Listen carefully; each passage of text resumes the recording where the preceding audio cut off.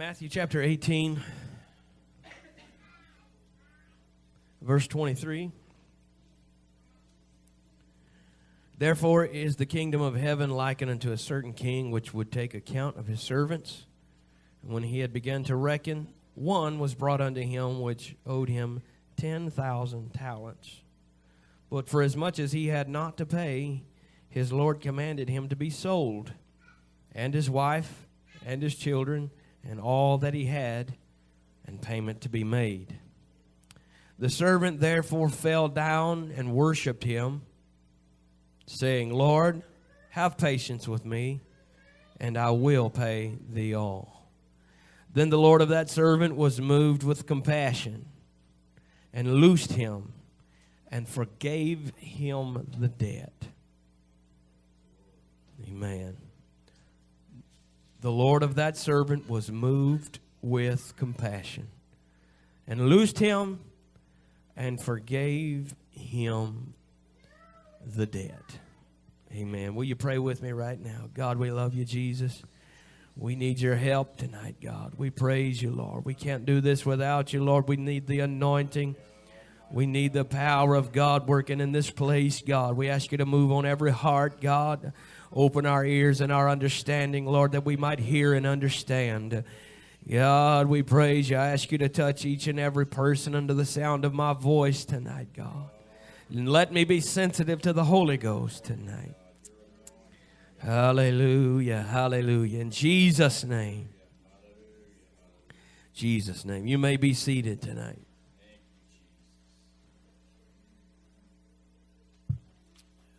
Brother James, will you turn the heater down just a notch? Amen. Praise the Lord.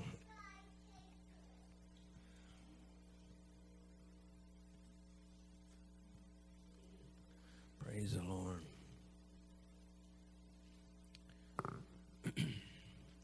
Amen. The scripture says that the king was basically taking inventory.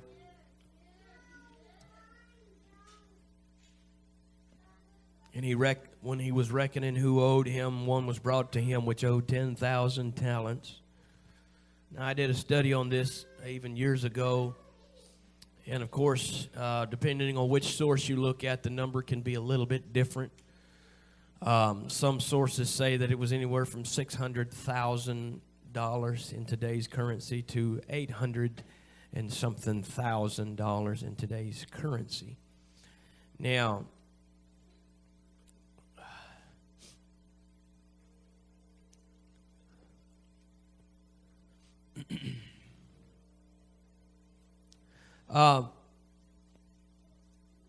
that's a lot of money. Is anybody $1 million in debt? I hope not. Oh, sometimes it feels like I am, but thank God it ain't 1 million, right? Hallelujah. Now, that's $1 million in today's currency. But $1 million back then would have been maybe feeling like $1 billion. It's a lot of money. I don't know the exact, but it'd be magnified way more then than it would be now. The pressure of it. Amen. And, of course, we didn't read the other half of the story. There is another side of the story. The same man who got forgiveness wouldn't give forgiveness to someone who owed him. I believe it was 100 pence, which is way less than 1,000. It's like 100 denarii. Amen. He owed 10,000 talents. That's like 1,000 pounds of silver, if you're talking about silver. Amen. But the other guy only owed 100 pence or denarii, a third of a year's wage. Amen. You know, back then a person could work 50 weeks out of the year and get 300 denarii. So he only owed a third of a year's wage to this man. But this particular servant owed his king 10,000 talents. So, a lot of money here. And I don't know, Jesus could have put any figure of money here, because this is a parable. Amen. But he was making sure that we understood the contrast between one debt and the next. One guy owed a little bit, but the other guy owed a whole lot of money. Amen. And today, what we have, or what we had when we come to the altar, was a sin debt. Amen. Well, I wasn't near as bad a person as they were. I didn't go to prison for any length of time. They're way worse than I was. They were convicted of this and that, and they're just on the bottom heap of humanity. That's not the way God looks at it. Amen. It doesn't matter if somebody's on Skid Row or on death row. His sin is a sin. Amen. And your sin is no different than someone else's sin that God had to forgive you of. God looks at the sin debt as debt. Amen. But he was making a comparison between, basically he was showing us the attitude of one man toward another. Amen. And aren't you so glad that Jesus forgave you of your sins?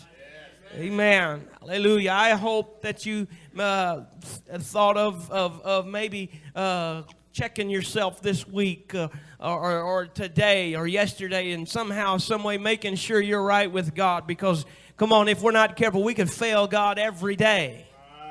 Hallelujah. Nobody's perfect.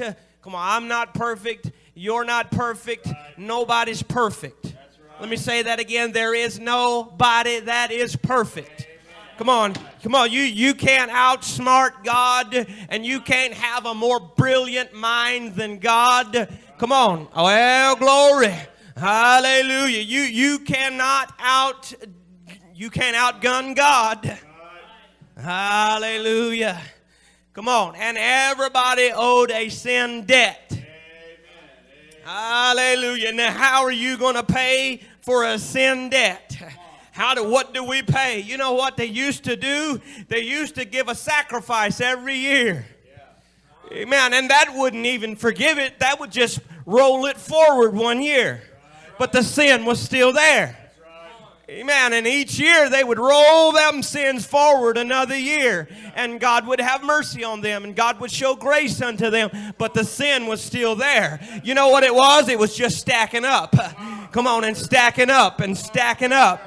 Hallelujah. I don't know how big your sin debt was, but maybe it was not as big as mine, or maybe it was a little bit bigger. But you know what the point of it is that somebody somewhere has to be forgiven by the Lord. Hallelujah. I want to preach to you tonight just for a little while the sound of restoration.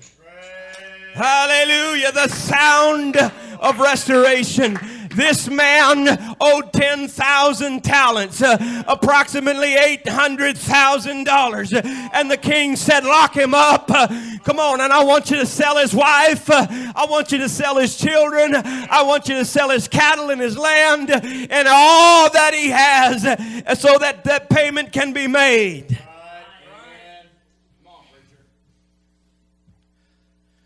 Hallelujah.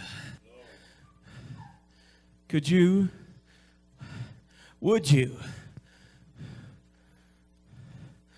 be all right with your wife being sold or your children being sold?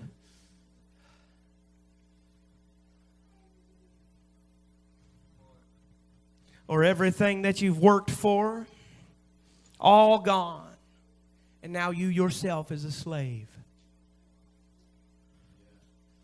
Take away the 401ks, take away the retirement, take away the stocks and bonds, take away the savings account. Come on, take away everything. Take away the cars and the automobiles and the paychecks and the clothes and come on, you don't even have a house now. No, nothing. You're a slave.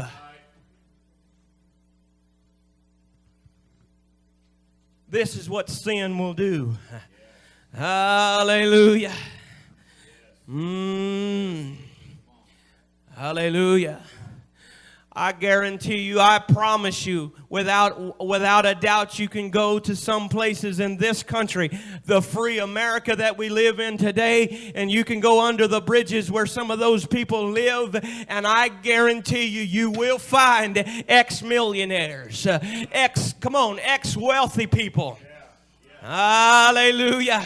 Come on, somebody. But you know what sin has done? It stripped it all from them. Hallelujah. Nothing left. Don't even have a bed to sleep in. Sin debt. Well, it's just bad choices. No, it's sin. It's sin. Sin will take you farther than you want to go. It'll make you do things you never wanted to do. And it'll make you say things you never intended to say. Hallelujah. Oh, come on. You can blame it on bad choices if you want to, but I'm saying it's sin. It's just sin. It's just sin. Sin will make you do things you don't want to do. This is what Paul was talking about when he said, when I would do good, evil is present with me. Those things that I want to do, I don't do. What? He's warring on the inside. He's battling. He's fighting with sin. He's struggling, and then it's an everyday battle. Man, hallelujah. But this king says, lock them up, throw away the keys, sell everything. Come on, and we're going to make sure that the debt is paid. Hallelujah. But you know what? This guy had a presence of mind. Come on, I don't care how wicked his heart was. Later we find out. But you know what? He had the right idea, and that was to fall down and worship the king. Hallelujah. And the moment with that he fell down and began to worship the king. And he said, "O king, have patience with me, and I will pay thee all."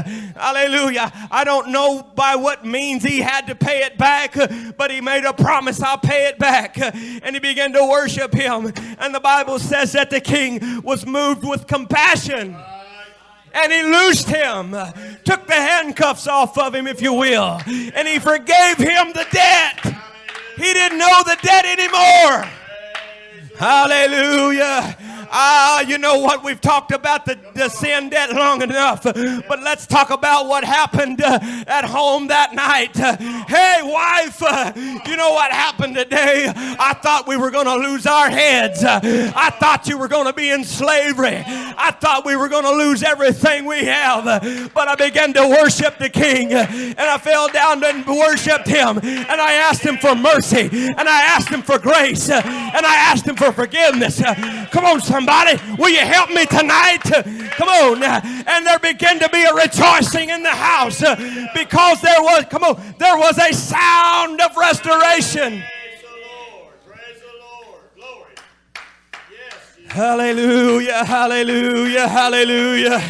Oh, come on, we need to fall down before the king and say, "God, I'm sorry for my stinking rotten attitude. God, I'm sorry, Lord, for the things that I've done wrong. God, I'm sorry for the words that come out of my mouth that wasn't right. It wasn't wholesome. Oh, come on, somebody. Hallelujah. God, would you forgive me of all the problems I've caused in my life, all of the sin, all of the brokenness, all of the shame that's come unto me." Hallelujah. I'm telling you here tonight, there can be a sound of restoration in the house tonight. Hallelujah. From the least to the greatest, from the youngest to the oldest tonight. Hallelujah. From the front to the back. Come on, we can have a good, clean slate and be right with God tonight. Hallelujah. Hallelujah. Hallelujah. Hallelujah. Hallelujah. God, we praise you, Lord. We praise you, Lord. Yes, God. Yes, God. Come on, how many of you feel like you're big enough to take care of your own debt? Come on, how many of you feel like you're smart enough to figure it out? Come on, how many in here feel like they know what they're doing? Come on, somebody. Hey, there's only one way to get forgiveness of that sin debt, and that's to fall down on your knees and say, God, if you don't help me, I'm going to be lost. Yes. Come on.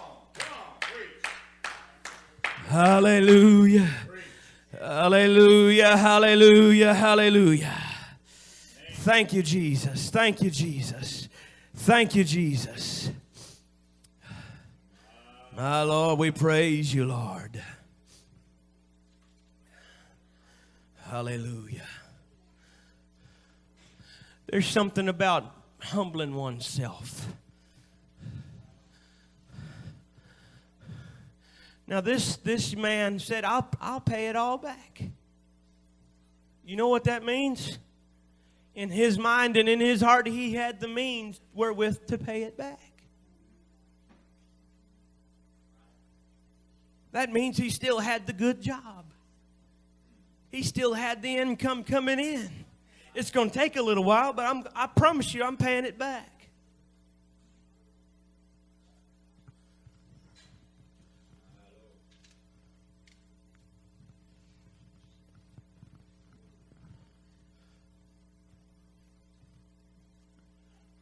Oh, hallelujah.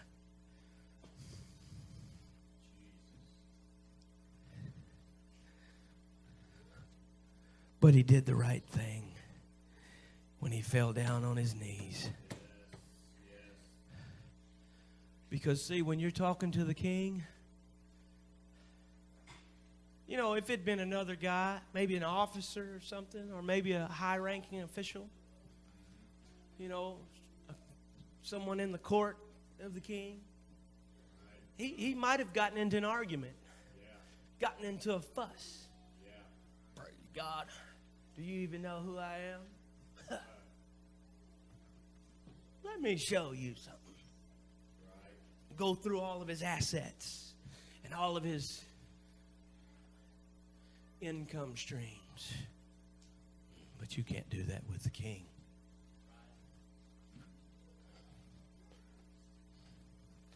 Oh, God. Yeah, I may have these problems, but you realize how good of a person I am, really? And I'm kind and giving, and I help people, and tell that to the king. Matter of fact, he said there are going to be those that say that, hey, we gave drinks of water to folks. We clothed. When did we not see you naked and we didn't clothe you? God's going to have this conversation. Oh, I done this and I done that, and I'm so good, and my heart melts, and I feed people, and I help babies, and I yeah, tell that to the king. You still got a debt. Hallelujah. Hallelujah. Aren't you glad God forgave you of your sins? Hallelujah. Hallelujah. Hallelujah. You know what? In every one of our minds, in every one of our lives, there is a prominent sin that comes to mind. You know, when we say God forgave you of your sins, there's probably many sins, but there's that one prominent thing that you always, it's right there present, and you know God forgave you of it. To one it's this, to one it's that, and to one it's another, something else, but there's always that prominent one thing that sticks out. Amen. You know why? Because that's what stacked up the debt the highest. Bitterness, cheating, lying, stealing, covetousness, idolatry, fornication, backstabbing, murdering.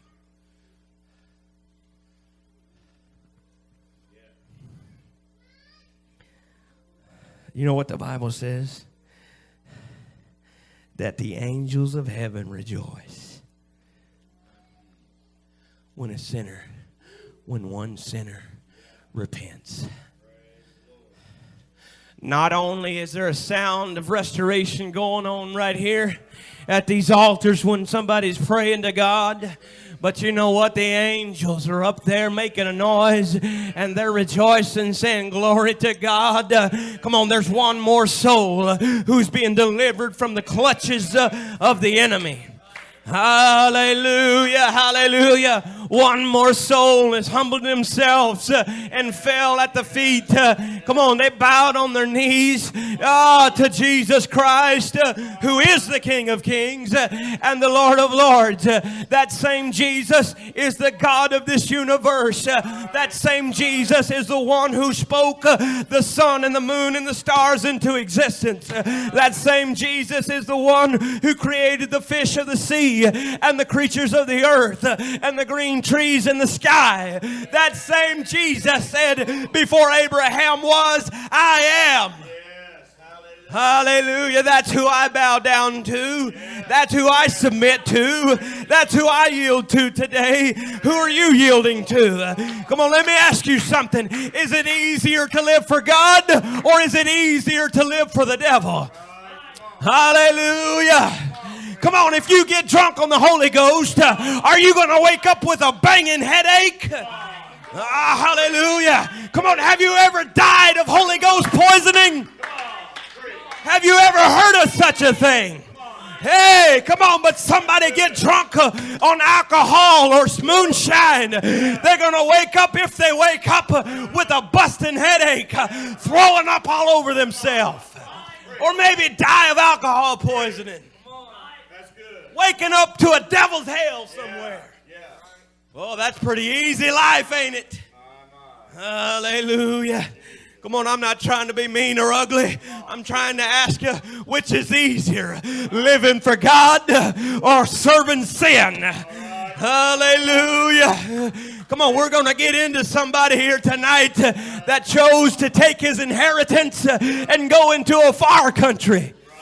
Oh, and instead of making a name for himself and a place, come on, and multiplying his wealth, come on, and building up for the future. You know what he done? He spent it all on riotous living. That's it. That's it. Parties, parties, parties. Yeah. Hallelujah, Jesus. Hallelujah. Mighty God.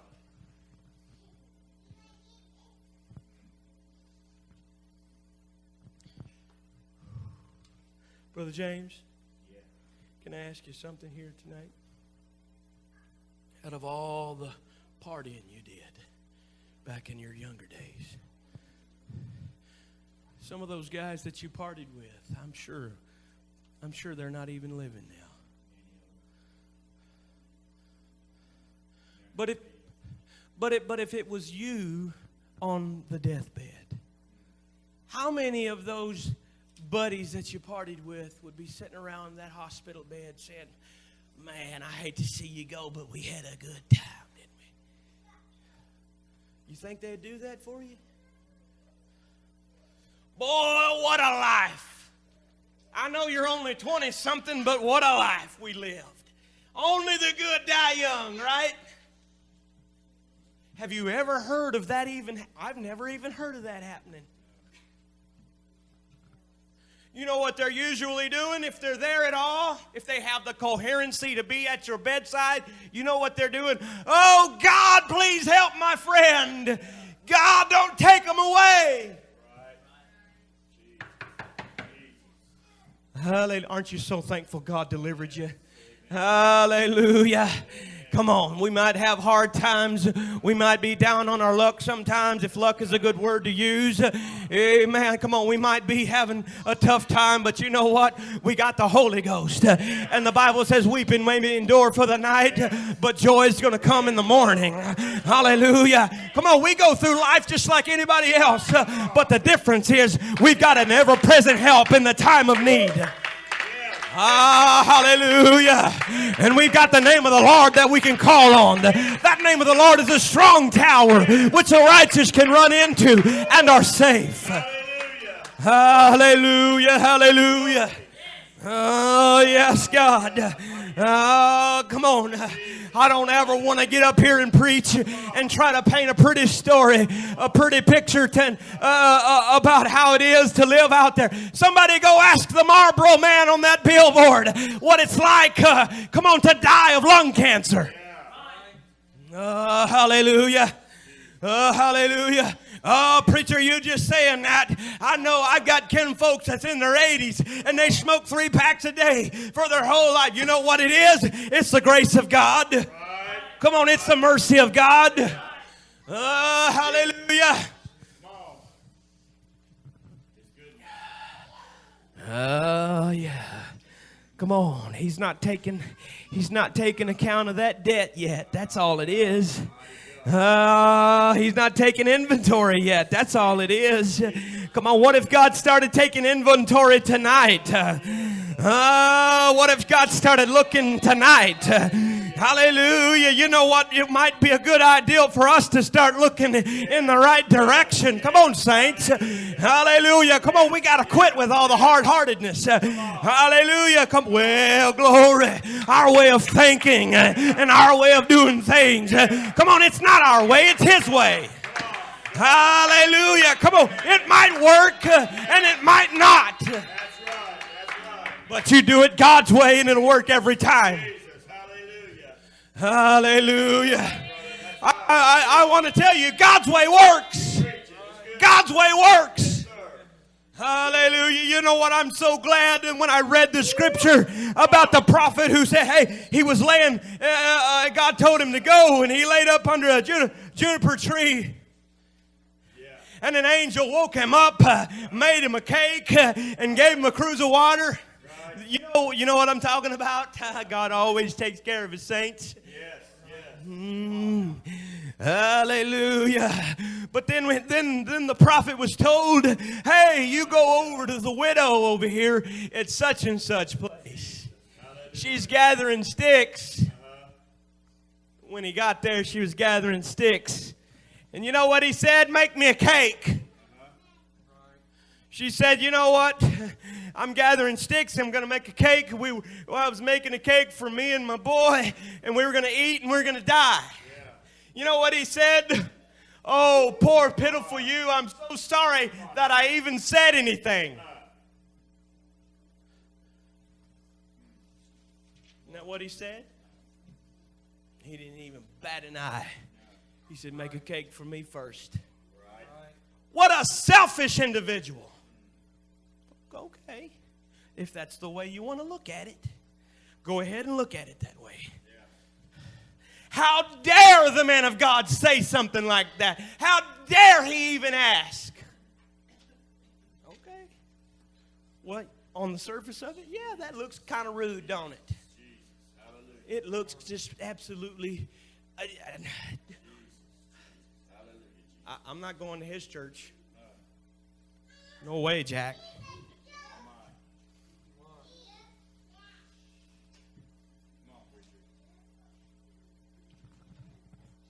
You know what Jesus said?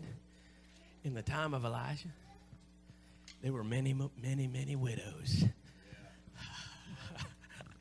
But you know what he chose?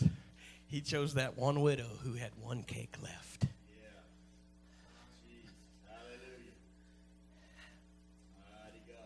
Now, how would Jesus know that unless he was there? Well, you see, that just goes to show you preachers should be more, descriptive in what they're trying to accomplish. See, because then it wouldn't lead to so much confusion. If I knew the backstory of what's going on, preacher, then I wouldn't rise up against it. I wouldn't be confused. I wouldn't question it. Is that what happened there? She said, all right, I'll go make a cake. He didn't prophesy. He didn't do nothing. All he done was sit down to dinner and ate his cake and went his way.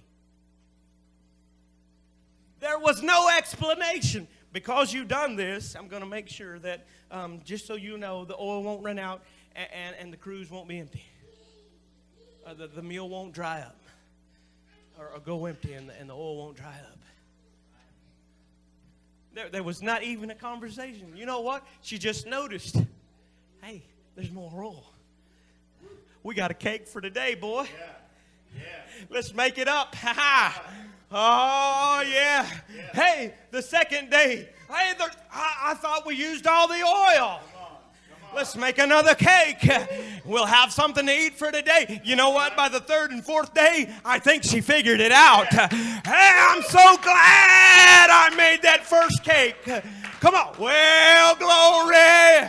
Hallelujah. Jesus. Glory to God. Glory to God. The blessing came with the first cake. Okay.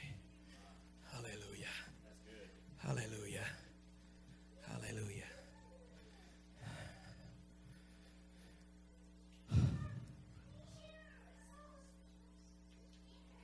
God wants to bless somebody tonight.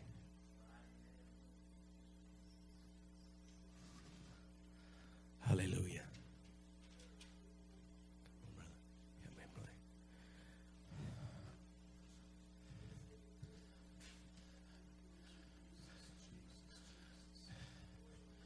God wants to bless somebody tonight.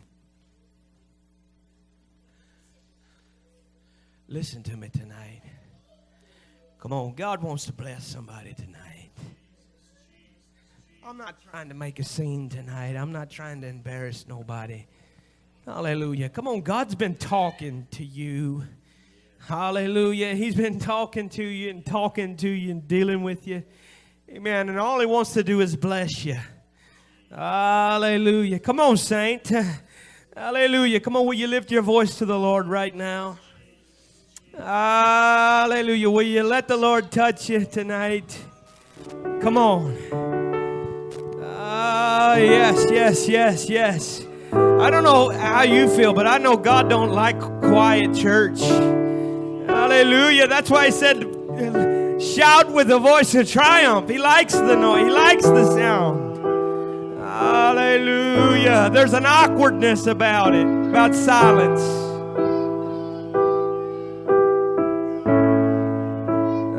Hallelujah. Come on, don't you understand there was awkwardness when God said, Adam, where are you? Adam, Adam! Adam! Come on, He's been saying Adam for a while now. Come on, saints, will you help me pray right now?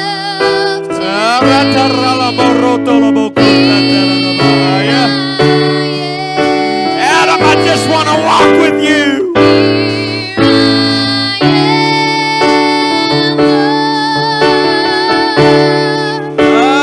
Come on. Come on, I know your name's not Adam tonight, but God's calling it nevertheless.